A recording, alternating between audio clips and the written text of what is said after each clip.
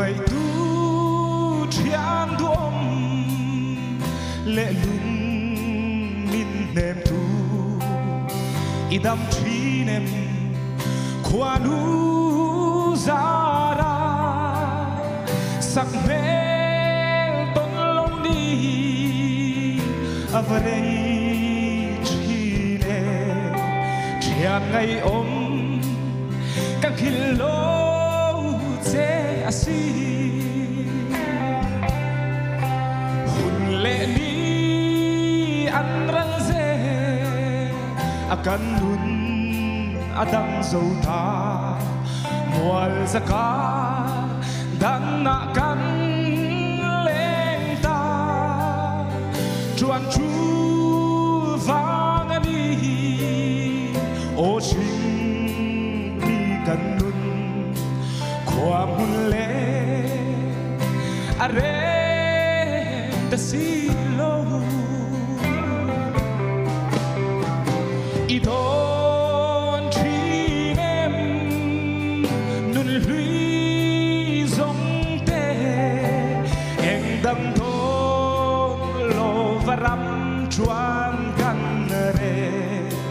chor thazan re sia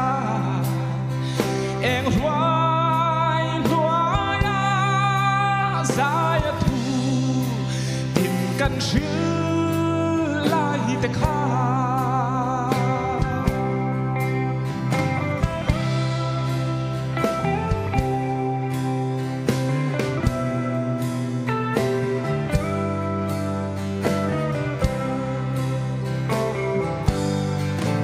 ke chu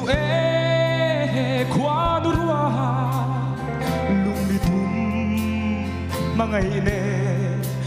cùng chuang á tan kan tiam ta si đam chung run lung tu nang ma ngày tu che chung khoa nun ala rua ke ya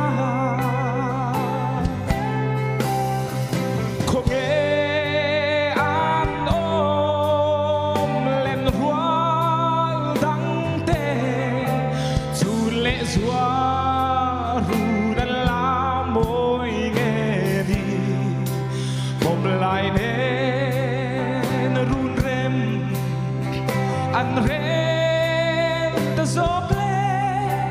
nun hlui ngai về trin hia ring em tok mai se chiam ngai om za yin ka shil seng lo tham takin khoa nu zara darang ton le ni ala her ve nge yang tham takin